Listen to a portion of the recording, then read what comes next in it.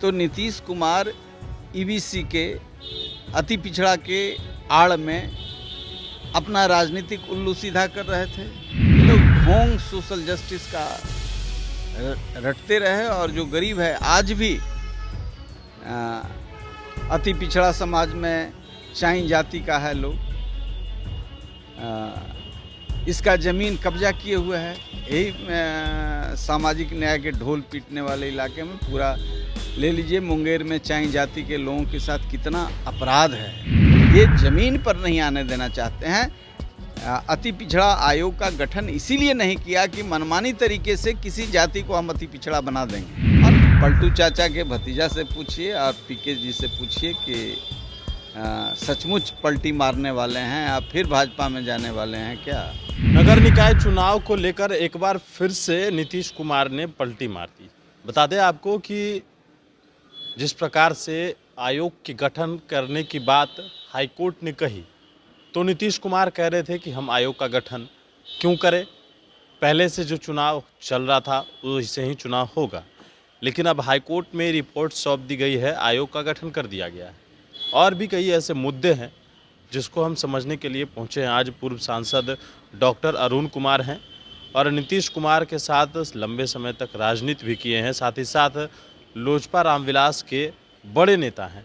उनसे जानते हैं, नीतीश कुमार ने आयोग का गठन कर दिया, पहले वो कह रहे थे कि हम आयोग का गठन नहीं करेंगे। देखिए, नीतीश कुमार को बिहार की आवाम को समझने की ज़रूरत है। नीतीश कुमार अपनी कुर्सी की राजनीति करते हैं। हम लोगों को बहुत विलंब से यह एहसास हुआ कि कुर्सी के लिए सब कुछ कर सकते हैं, किसी भी नीति का सिद्धांत का तिलांजलि दे सकते हैं। भाई, आज तक जो कर रहे थे वो सिर्फ मनमानी तरीके से कर रहे थे। आयोग का गठन इन्होंने नहीं किया था, लेकिन किसी ने चुनौती नहीं दी। यहाँ पर किसी का इंटरेस्ट क्लैश किया, चुनौती दिया तो आ गए रास्ते पर। ऊँट आया पहाड़ के नीचे। किसको आपत्ति है कि अति पिछड़ों को मुख्य धारा में नहीं लाया जाए? किसको आपत्ति होगी? भाई, हम लोग तो कर्पूरी ठाकुर को मानने वाले लोग हैं, स्वामी सहजानंद को मानने वाले लोग हैं। हम लोग तो जो डॉक्टर भीमराव अंबेडकर ने, स्वामी जी ने, कर्पूरी ठाकुर ने, जगदेव प्रसाद जी ने ये काम किया सामाजिक सवालों के लिए, आज ईबीसी का हिस्सा लोग खा रहे हैं, पिछड़ी जाति के लोग खा रहे हैं। तो नीतीश कुमार ईबीसी के अति पिछड़ा के आड़ में अपना राजनीतिक उल्लू सीधा कर रहे थे। डॉक्टर लोहिया भी मानते थे कि कुछ दबंग जातियां इनका हिस्सा खाएंगे, इसीलिए कर्पूरी ठाकुर का काका कालेलकर का रिपोर्ट आया और वो नहीं जो केंद्र में लागू हो रहा था। तो वो सारी चीज़ें जो बनी हुई थी सोशल जस्टिस के तहत, ये लोग ढोंग सोशल जस्टिस का रटते रहे और जो गरीब है आज भी अति पिछड़ा समाज में चाई जाति का है लोग, इसका ज़मीन कब्जा किए हुए है। यही सामाजिक न्याय के ढोल पीटने वाले इलाके में पूरा ले लीजिए, मुंगेर में चाई जाति के लोगों के साथ कितना अपराध है। हम लोग बोलते रहते हैं, डॉक्यूमेंट्री एविडेंस है, फिर भी ये चीज़ें चलते रहती हैं। शोषण है, तो इसको कानूनी शक्ति प्रदान करके राजनीतिक सत्ता में इसको हिस्सेदारी दे करके जो सामाजिक विज्ञान के लोग हुए, जो समाज के लोग हुए, जो समाज में समरसता चाहते थे। डॉक्टर दिनकर ने कहा है कि जब तक इस भूभाग पर ये राष्ट्रकवि दिनकर ने कहा, जब तक ये गैर बराबरी में क्षमता नहीं आएगी, भूभाग पर भूचाल रहेगा। तो अपने अपने तरीक़ों से जो सामाजिक चिंतक हैं उन्होंने इसको प्रकट किया है। लेकिन नीतीश कुमार से जो उम्मीद थी, एक सिर्फ तिकड़म इन्होंने किया है, तिकड़म किया है। और मैं किसी जाति का नाम नहीं लेना चाहता हूँ, हर लोग लाभ लेने के फेरे में है, कोई न्याय नहीं पसंद करता है, लाभ जैसे मिल जाए। तो आज भी पिछड़ी जाति के, पहले तो अगड़ी जाति के लोग अत्याचार करते थे, आज उससे ज़्यादा अत्याचार पिछड़ी जाति के कुछ दबंग जातियां हैं जो दलितों पर, अति पिछड़ों पर अत्याचार कर रहे हैं। सत्ता बदला है और लाठी चल रही है, कहाँ रोक पा रहे हैं। तो हम लोग तो हर लड़ाई में कि एक सामाजिक चेतना आए, गैर बराबरी मिटे और लोगों को सम्मान से, ये मानवीय सभ्यता के विकास के साथ साथ ये बातें आई, ये जात से चीज़ें निकल करके नहीं आई हैं।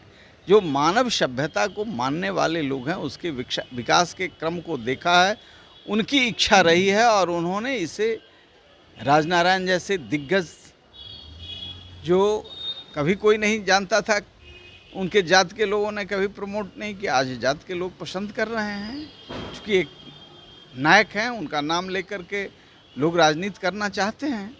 लेकिन उन्होंने हजारों एकड़ ज़मीन दान किया, गैर बराबरी को मिटाने के लिए एग्जाम्पल दिया। लेकिन बहुत लोग सामाजिक न्याय के नाम पर 1000 एकड़ बनाए, लूटा, भ्रष्टाचार किया, सारे तंत्रों का दुरुपयोग किया। तो ये चीज़ें, ये लड़ाई कालखंड से, कालांतर से चल रहा है, शाश्वत चलेगा। नीतीश कुमार बनना चाहते ज़रूर हैं कि हम पेरियार बन जाएं, बनना चाहते हैं, लेकिन कागजी, ये ज़मीन पर नहीं आने देना चाहते हैं। अति पिछड़ा आयोग का गठन इसीलिए नहीं किया कि मनमानी तरीके से किसी जाति को हम अति पिछड़ा बना देंगे, और बनाया। जो सक्षम जातियां थी उनको बनाया। गरीब जो लोग हैं अति पिछड़ा में, जिनको आप न्याय दिलाना चाहते थे, उनको तो न्याय नहीं मिला। जो दबंग जातियां थी पिछड़ी वर्ग में, उनको आपने अति पिछड़ा में डाल दिया उनके हिस्सा को खाने के लिए। कमज़ोर लोग कमज़ोर पड़े रहेंगे और आप वोट के हिसाब से आपने डाल दिया, अपनी राजनीति करेंगे। बहुत ग्लैरिंग एग्जाम्पल है, लेकिन अब उस जाति के लोगों को परेशानी होगी इसलिए मैं कहना नहीं चाहता, सब लोग जानते हैं। आज कानून ने, उच्चतम न्यायालय ने, ऑनरेबल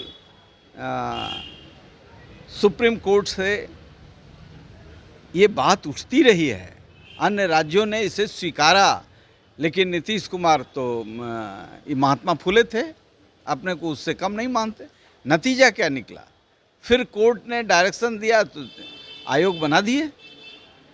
तो सारा मनमानी इन्होंने सिर्फ और सिर्फ वोट के लिए, कभी इसको कभी उसको, कभी इसका इस्तेमाल कभी उसका इस्तेमाल। एक सवाल और भी है, कहा जा रहा है कि नीतीश कुमार फिर से पलटी मारेंगे, भाजपा में जाएंगे। ये कई नेता इस बात को कह रहे हैं कि बात हो रही है, प्रशांत किशोर ने कहा है कि बात हो रही है कई भाजपा के नेताओं से। अब हाल के दिनों में जब से वो पलटा पलटी करने लगे हैं, हमारा रिश्ता नहीं रहा है उसमें, प्रशांत किशोर जी का रिश्ता बहुत प्रगाढ़ रहा है उस कालखंड में। हम उसके पहले थे जब तक ये रास्ते पर थे, जब रास्ता से भटके तब प्रशांत किशोर जी इनके साथ थे, ये समझ सकते हैं। और दूसरे जो पलटू चाचा नाम इनके दिए हैं वो भी आज इनके साथ हैं। तो इन दोनों से बढ़िया कोई इस पर जानकारी नहीं दे सकता।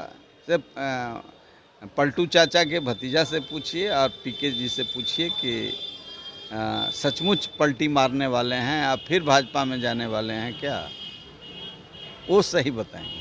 आपको क्या लगता है कि जा सकते हैं या नहीं? अब भाई भाजपा लेगी? पलटू सोच समझ के कहा है, 7 बार पलटी मारे हैं तो 8वां बार मार देंगे तो क्या हर्जा हो जाएगा? कौन ऐसी बात हो जाएगी? कोई शब्द निकाल के ले आएंगे कि परिस्थिति ऐसी थी। दुरंतो में पटना से चढ़ा और बख्तियारपुर में उतर गया, सब इन्हीं के यहाँ उतर गया। एसी में चढ़ करके, कूद करके, सबको लूट करके चला गया। घटनाएं कैसी कैसी हो रही हैं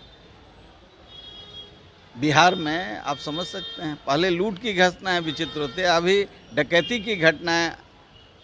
अब समझिए कि डीजीपी डांट सुन रहा है नकली। अब ऐसा किसी प्रदेश में दुनिया में सुना है? डीजीपी डांट रहा है चीफ जस्टिस को, चीफ जस्टिस बनकर। अब जेल से छुड़ा लिया जा रहा है कैदी। अब ये सब करामात, 70,000 वैसे लोग जेल में बंद हैं जिनका पैरवी करने वाला नहीं है, फीस नहीं है वकील रखने का। सरकार नौटंकी कर रही है। ये एक तरफ जेल में भेजी, दूसरे तरफ इनको न्याय दिलाने के लिए गलती हुई तो लोग मानता है कि गलती हुई, तो ये 70,000 लोगों का पैरवीकार कौन होगा? ये वर्षों वर्षों से जेल में है, काहे के लिए हैं? ताड़ी पीने के लिए। ताड़ियों पी ले है तो दारू पी लिया, और दारुए पीने के लिए चला गया तो यहाँ तो सब दारू पिए वाला इनके कैबिनेट में बहुत सारा है, आज भी पी रहा है। बहुत सारे ऑफिसर दारूबाज इनके संगत में हैं। किसी को आदमी बना सके क्या? और जो गरीब लोग हैं, 70,000 लोग जेल में बंद है, उसका परिवार बिलख रहा है, रोज़ मजदूरी करता था, खाता था। हमारे गांव का लड़का अरवल में ममुहर गया हुआ था, वो टहल रहा था, मैट्रिक का परीक्षा दे रहा है, टहल रहा था। जितना दारू बना रहा था, पी रहा था, वो सब छूट गया। जो टहल रहा था, जो पैसा नहीं दिया, वो जेल में है। मैं तो जानता हूँ, रोंगटा खड़ा हो जाता है कभी कभी, इसी में गुस्से में अनाप शनाप बोल देता हूँ, छाती तोड़ने की बात कर देता हूँ। मेरी कोई मंशा नहीं है, मैं हिंसक आदमी नहीं हूँ, मैं अपराधी नहीं हूँ, लेकिन न्यायालय हमको अपराधी घोषित कर देता है। छाती तोड़ने की बात तो मैं 100 बार करूँगा। ऐसे गरीब लोगों के साथ अत्याचार ये कुकर्मी सरकार कर रही है, निर्लज्जता से, और अच्छी अच्छी बात कर रहा है। ये तो गुमशुदा हैं, कुछ फिर करेंगे। हमारे गांव का एक ऐसे लड़के को, रविदास है, और उसको न्याय नहीं मिल रहा है। मैट्रिक की परीक्षा उसको देनी है, और शराब नहीं पिए हुए था, तो शराब नहीं पिए हुए था, मशीन उसको बताता नहीं तो कहा कि काम में बाधा के लिए ढेला चलाया। नीतीश कुमार जी पेरियार बनते हैं, गरीबों की मारने के लिए इन्होंने कानून बनाया, सरकारी काम में बाधा। किसी को ढेला चलाने में, मैट्रिक का परीक्षा देने वाला है, वो जेल में बंद है, उसका बाप आकर रो रहा था मेरे क्या। तो गुस्सा होता है, गुस्सा स्वाभाविक है, लेकिन लाचार हैं इस सड़ी गली व्यवस्था को, और इसको जन्म दिया है हम लोगों ने अपनी जवानी लगाकर, तो गुस्सा होता है। न्यायपालिका हमको सजा देती है, स्वीकार है, सिस्टम है, न्याय वेत्ता लोग न्याय दें, भुगत रहे हैं। चलिए, बिल्कुल। देखिए, हमारे साथ अरुण कुमार थे, इन्होंने सारी बातें विस्तार से बताई, नीतीश कुमार के बारे में सारी चीज़ इन्होंने बताया, और अब कभी भी पलटी मार सकते हैं, इसमें कोई बड़ी बात नहीं है। और साथ ही साथ जो 70,000 लोग जेल में बंद हैं, कई ऐसे मामले हैं, और जिसको लेकर इनका कहना है कि बिहार की सरकार जो है वो कुछ भी कर सकती है, और छाती तोड़ने की जो बात है, और जिसको लेकर न्यायालय ने हमें अपराधी भी बता दिया, तो ऐसी बातें हम करेंगे, क्योंकि अगर इस गरीबों के साथ अत्याचार होगा तो गुस्सा आएगा, क्योंकि हमने अपनी जवानी देकर नीतीश कुमार को कुर्सी पर बैठाया था, लेकिन आज इस चीज़ को देखते हैं तो गुस्सा बहुत आता है। मनीष फोर्नेशन के साथ नमस्कार।